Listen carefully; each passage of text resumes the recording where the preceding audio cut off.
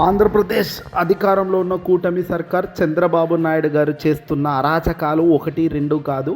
తాజాగా ఆంధ్రప్రదేశ్కి సంబంధించిన హైకోర్టు ఒక్కసారిగా సంచలన షాక్ ఇచ్చింది చంద్రబాబు సర్కార్కు. చంద్రబాబుపై గత సర్కార్ హయాంలో వైఎస్ఆర్సీపీ పార్టీ జగన్మోహన్ రెడ్డి గారి సారథ్యంలో కొన్ని కేసులు చంద్రబాబు నాయుడు గారి మీద నమోదయ్యాయి. దీని మీద అప్పటి ప్రభుత్వం ఆంధ్రప్రదేశ్ సిఐడి ఛార్జ్ షీట్లు కూడా దాఖలు చేసింది చంద్రబాబు పేరు మీద. అయితే ప్రస్తుతం చంద్రబాబు నాయుడు గారు అధికారాన్ని వాడుకొని అధికారాన్ని అడ్డం పెట్టుకొని పెద్ద కేసుల నుంచి బయటపడే కార్యక్రమానికి శ్రీకారం చుట్టారు అంటూ వార్తలు గతంలో నుంచి వింటున్నాము. తాజాగా ఈరోజు ఆంధ్రప్రదేశ్ హైకోర్టు వీటిపై ఒక పెద్ద షాక్ ఇచ్చేసింది. ఆంధ్రప్రదేశ్ ముఖ్యమంత్రి చంద్రబాబు నాయుడు గారికి సంబంధించిన కేసుల విషయంలో కేసులకు సంబంధించి కేసుల ఎత్తివేతకు సంబంధించిన ఆధారాలను తమకు అందించాలి అంటూ కోరింది హైకోర్టు. ఏం జరిగిందంటే చంద్రబాబు నాయుడు గారి పైన గత సర్కార్ హయాంలో కొన్ని కేసులు నమోదైనవి మనందరికీ తెలుసు.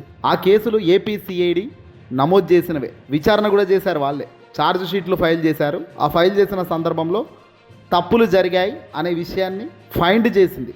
సో అప్పుడు ఆ ఫైబర్ నెట్ ఎండీగా ఉన్న ఈ వ్యక్తి అప్పుడు లిక్కర్ స్కామ్కు సంబంధించి చంద్రబాబు నాయుడు గారిపై కేసులు నమోదయ్యాయి.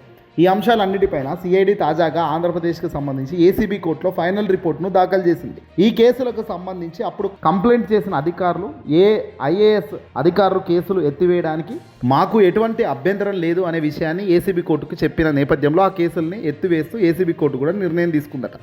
సో ముఖ్యమంత్రి చంద్రబాబు నాయుడు గారిపై ఉన్న కేసులు, ఆ వ్యక్తి తనపై ఉన్న కేసుల్ని తన దగ్గర పనిచేస్తున్న అధికారులు ఆయా కేసుల్ని వెనక్కి తీసుకునేలా చేసి, లేకపోతే వాళ్ళే తమ దగ్గర ఆధారాలే లేవు అని చేతులు ఎత్తేసేలా చేసి వాళ్ళ నుంచే కేసు, ఎవరైతే కేసు పెట్టారో, ఏ సిఐడి అయితే కేసు పెట్టి ఛార్జ్ షీట్ దాఖలు చేసిందో వాళ్ళ నుంచే వెనక్కి తీసుకునే ఒక స్కెచ్ బ్రహ్మాండంగా వేశారు.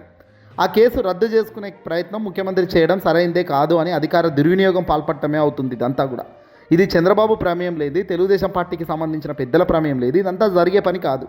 ఇది ఎవడి చిన్నపిల్లని అడిగినా చెప్పే పని. ఇక్కడ చంద్రబాబు నాయుడు గారి బెయిల్ పైన ఉన్నారు. మొదటగా చంద్రబాబు నాయుడు గారు ప్రస్తుతం అధికారంలో ఉన్నారు. ముఖ్యమంత్రి హోదాలో తాను బెయిల్ పైన తన రాజ్యాంగాన్ని కాపాడే ఒక బాధ్యతలో ఉన్నారు. స్కిల్ స్కామ్ డెవలప్మెంట్లో ఆయన అడ్డంగా దొరికిపోయారు చంద్రబాబు నాయుడు గారు. అప్పుడు 53 రోజుల పాటు జైలుకు కూడా వెళ్ళొచ్చారు ఈ స్కిల్ స్కామ్ కేసుల్లో.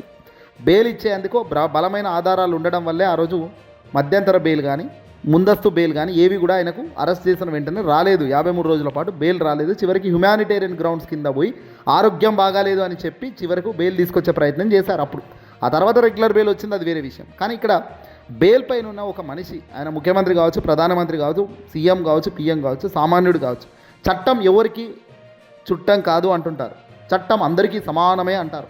ఇప్పుడు ముఖ్యమంత్రి స్థానంలో తనకు సంబంధించిన కేసుల్ని విత్డ్రా చేయించేలాగా కేసుల్ని ఎత్తివేసే కార్యక్రమం చేయడం అనేది బెయిల్ నిబంధనలకు పూర్తిగా ఉల్లంఘించడం లాంటి వాదనలు కూడా బలంగా వినబడుతున్నాయి రాష్ట్ర వ్యాప్తంగా. చంద్రబాబు నాయుడు గారు ఒక పెద్ద తప్పు, పెద్ద ముప్పు తెచ్చుకునే కార్యక్రమం ఇదంతా కూడా. ఇదే నేపథ్యంలో కేసులకు సంబంధించి అసలు ఎందుకు ఎత్తేశారు, ఏ గ్రౌండ్స్లో ఎత్తేశారు, ఎత్తివేతకు సంబంధించి తమకు అసలు నిర్ణయాన్ని ఏసీబీ కోర్టు బయట పెట్టాలి కదా, అలా పెట్టడం లేదు. ఏసీబీ కోర్టు చెప్పిన తీర్పు ఏంటో బయట పెట్టాలి, సమాజంలో ఉంచాలి. కానీ ఈ పని అది చేయడం లేదు. ఆంధ్రప్రదేశ్ సిఐడి ఇచ్చిన ఫైనల్ రిపోర్ట్ ఏంటో బయట పెట్టాలి. కానీ ఇప్పటిదాకా ఆ రిపోర్ట్ ఏంటో ఎవరికి చూపించడం లేదు. ఎలాంటి రిపోర్ట్ ఇవ్వకుండా, ఎలాంటి ఫేవరబుల్ కండిషన్స్ ఏమీ బయటకు చెప్పకుండా ఇలా తెర వెనుక జరిగే కార్యక్రమాన్ని ఏమనాలో బహుశా సామాన్యులుగా మీరే ఆలోచించాలి. ఇక బేవరేజెస్ కార్పొరేషన్కి సంబంధించి అధికారులు ఏసీబీ కోర్టుకి ఏం చెప్పారు, బయట పెట్టాల్సిన అవసరాలు ఉన్నాయి. ఇది ప్రజల నుంచి, వైఎస్ఆర్సీపీ పార్టీ అభిమానుల నుంచి, అలాగే ప్రత్యర్థి పార్టీ నుంచి బలంగా వినబడుతుంది. ఏసీబీ కోర్టు ఆ వివరాలను ఎందుకు దాచుతుంది? ఇటీవల ఓ రైల్వే ఉద్యోగి ఈ అంశం పైన, కొండలరావు అనే రైల్వే ఉద్యోగి ఏసీబీ కోర్టుకు వెళ్ళారు. ఏసీబీ కోర్టుకు వెళ్ళి చంద్రబాబు పైన నమోదైన కేసుల్ని ఎత్తివేయడం వెనక ఉన్న రీజన్స్ ఏమిటో మాకు చెప్పాలి అని కోర్టులో కాపీలను మాకు ఇవ్వాలి అంటూ అడిగారు. కానీ ఆ తీర్పు కాపీలను ఇవ్వడానికి ఏసీబీ కోర్టు అగ్రీ చేయలేదు, నిరాకరించింది. ఏసీబీ కోర్టు నిరాకరించిన నేపథ్యంలో ఆయన ఆంధ్రప్రదేశ్ హైకోర్టును ఏకంగా ఆశ్రయించారు. ఆంధ్రప్రదేశ్ హైకోర్టులో ఈ అంశం పైన జై భీమ్రావ్ భారత్ పార్టీ అధ్యక్షుడు, సీనియర్ అడ్వకేట్ జేడీఎస్ రవికుమార్ గారు వాదనలు వినిపించారు. ఏసీబీ కోర్టు వివరాలు ఇవ్వనంటుంది, వివరాలు ఇవ్వాల్సిన అవసరం ఉంది అనే అంశం పైన ఆయన హైకోర్టులో చాలా బలమైన వాదనలు వినిపించారు. ఈ ప్రతి కేసు సంబంధించి ఆ పిటిషన్ ఎవరైతే క్లైంట్ చేశారో, ఆ కంప్లైంట్ చేసిన తర్వాత దీనికి సంబంధించిన ఏ రకంగా అవినీతి జరిగింది, ఏ రకంగా అక్రమాలు జరిగాయి అనే దానికి సంబంధించి 164 స్టేట్మెంట్లను మెజిస్ట్రేట్ దగ్గర రికార్డ్ చేశారు. 164 స్టేట్మెంట్ల రికార్డ్ అయిన కేసులకు సంబంధించిన అంశాల్లో ఈ రకమైన కేసులు ఎత్తివేత కార్యక్రమం ఎంతవరకు సరైంది అనేది ఇక్కడ చట్టం ఆలోచించాల్సిన విషయం ఉంది. ఇది చట్టానికి పూర్తిగా విరుద్ధంగా వ్యతిరేకంగా జరుగుతున్న ఒక పెద్ద కార్యక్రమం అని ఆయన కోర్టులో వాదించడం జరిగింది. ఏసీబీ కోర్టు ఏ గ్రౌండ్స్ కింద అసలు ఈ కేసును ఎత్తేస్తుందనే దానిపైన కూడా ఈ జాడ శ్రవణ్ కుమార్ గారు హైకోర్టు ముందు వాదన, విజయవాడలో ప్రజాప్రతినిధుల కోర్టు ముందు ఆయన వాదనలు గట్టిగా చేశారు. దీంతో ఆంధ్రప్రదేశ్కు సంబంధించి ఈ ప్రశ్నకు ఏసీబీ కోర్టు ఆన్సర్ చెప్పాల్సిన అవసరం ఉంది. కాబట్టి ఈ అంశం పైన ప్రభుత్వానికి సంబంధించిన న్యాయవాదులు హైకోర్టులో వాదనలు వినిపిస్తున్న సందర్భంగా పూర్తి వివరాలు ఇవ్వడానికి మాకు కొంత సమయం కావాలి అని అడిగారట. సో హైకోర్టు కూడా ఆక్షేపించింది. ఎందుకు వివరాలు ఇవ్వకుండా దాచిపెడుతున్నారు అంటూ ఆగ్రహం వ్యక్తం చేసింది. వివరాలు ఇవ్వకుండా దాచిపెట్టాల్సిన అవసరం మీకేముంది అంటూ హైకోర్టు చురుకులంటించింది.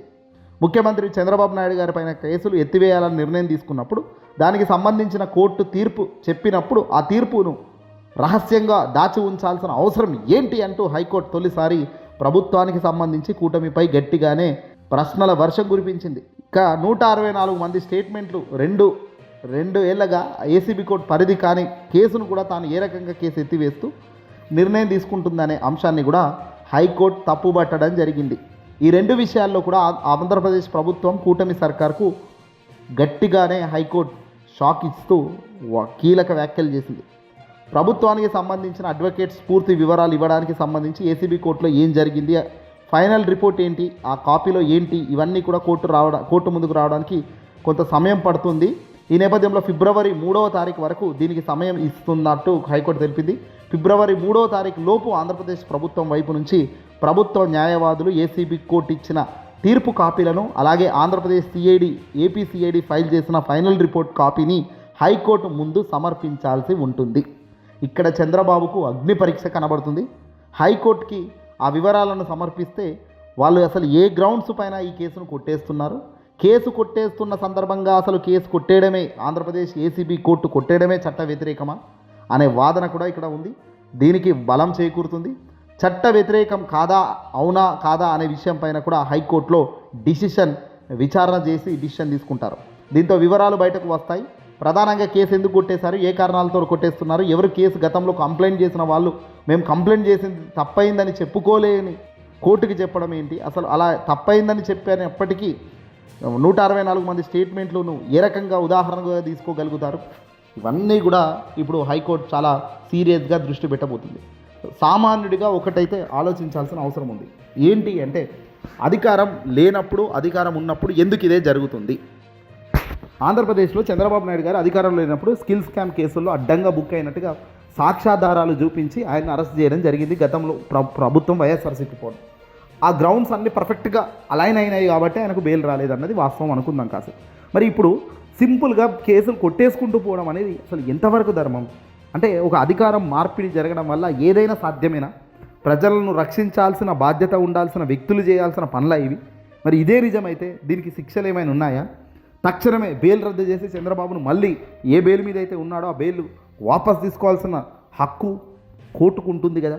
సామాన్యుడికి అయితే అసలు బయటకు వచ్చే పరిస్థితే లేకుండా కోర్టు నిబంధనలు అంటూ, రూల్స్ రెగ్యులేషన్స్ అంటూ కోర్టులకు మాట్లాడతారు కదా. మరి ఈ పెద్దలకు ఇవేవి వర్తించవా? ఇలా వర్తించినప్పుడు చట్టం చుట్టం అని అనాల్సిన అవసరం ఏముంది? పెద్దలకు ఓ చట్టం, సామాన్యులకు మరో చట్టం అని అనాల్సిన అవసరం వచ్చే ఆస్కారం పెరుగుతుంది అనే భావన ప్రజల్లో ఉంటుంది కదా ఇలాంటివి చూస్తున్నప్పుడు. వాస్తవానికి పెద్దవాళ్లకు అసలు కోర్టుకు సంబంధించిన జరిగే కార్యక్రమాలు కానీ, కేసులు కానీ వేరే లెవెల్లో అవుతుంటాయి.